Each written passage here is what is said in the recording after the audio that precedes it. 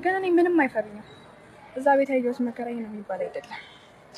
ሶቴ እኔ ግን አንቺን በሆን እዛ ቤት አልቀመጥም ነበር። ትቀጥያለሽ። ምክንያቱም አባዬ ከዊልቸር መነሳትም ሆነ ማውራት አይችልም ነበር።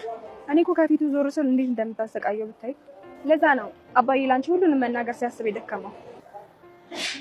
ምን ሶቴ ምንድነው የምታወሪው? ብዙ ነው ታሪኩ። አሁን ግን ሁሉም ስለተጋለጠ እኔ የሚያዝ ወይኔ ቲና።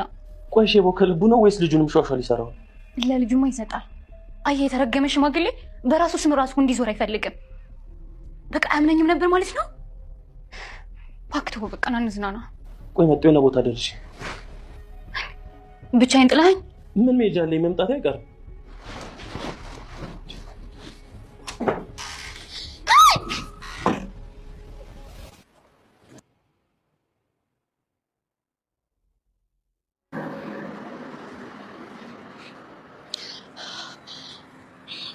ትተኛ ሄድከው? የት ምላት ሄድ ነው እንዴ?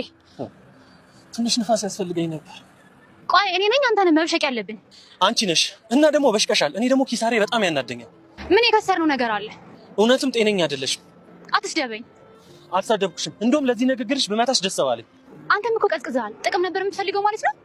ይኸውልሽ ቲና፣ ክፉ አታስወሪኝ። በአንቺ ስግብግብነትና ግዴለሽነት የተነሳ ነው ሁሉ እየሆነ ያለው። አሁን አንተ በምትፈልገው መንገድ እሄዳለሁ።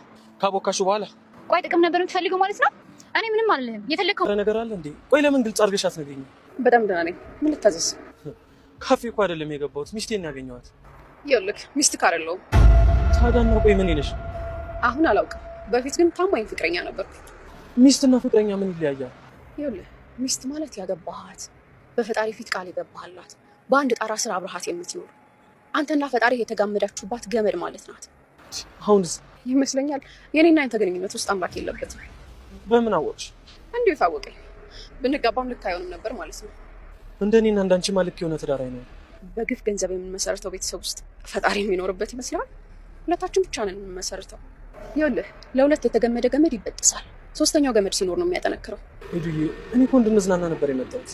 በባዶ ኪስ መዝናናት ድካምና መግላላት ነው ትርፉ። ደህና ደር። የካሌብ አባት ካሌብ እጅግ በጣም ሲበሳጫጭ ሲያዩት ከማብሸቅ መብሸቅ ነው እያሉ ኤደንን በተደጋጋሚ ከዳኒ ላይ ወስዶ እንዲያገባት እየገፋፉት ነበር። ካሌብ ግን ይሄ ነገር ፈጽሞ አልተዋጠለትም። ዳኒ ቲና ላይ መንገድ ላይ አግኝቷት እየከሰርን ያለን መሰለኝ ይላል። መቼም አንከስርም ትላለች ቲና።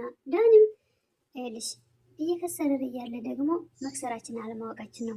በጭራሽ አንከስርም። ከዛ ቤት ይዘን መውጣት ያለብን ነገር ይዘን መውጣት አለብን ትላለች ቲና። አሁንም መቼም እዚህ ድረስ መተፈሩ አትለኝም አይደል ትላለች ቲና። ያንቺን አላውቅም፣ እኔ ግን እፈራለሁ። እሺ የበሰበሰ ዝናብ አይፈራም ሲባል አልሰማህም ትላለች ቲና።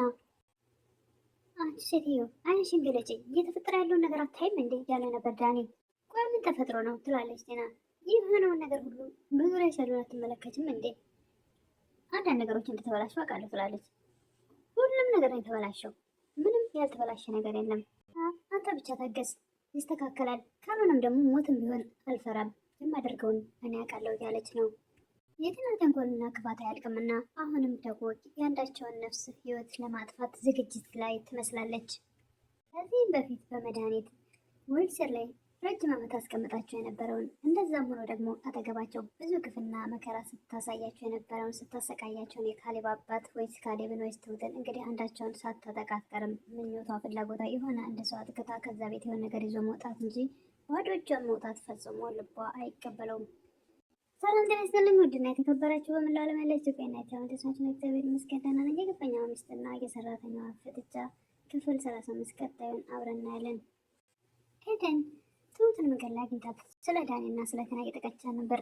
እኔ ሁሉንም ነገር እንደማያውቅ ያውቃሉ፣ ግን ደግሞ እኔም በጭራሽ አይፈሩኝም። ይኸውልሽ እኔ እዛ ቤት ያየሁት ግፍና መከራ ይሄ ነው ተብሎ ሊገለጽ አይቻልም ያለቻት ነበር። ቴኒ አንቺም ቢሆን እዛ ቤት አልቀጥልም ነበር ትላለች ኤደን።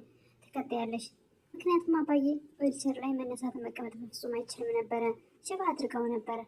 ለዛት ልጓን ከተገቡ ዞር ስል እንዴት ስታሰቃየው እንደነበረ እኔ ነኝ የማውቀው ትላለች። አይደንም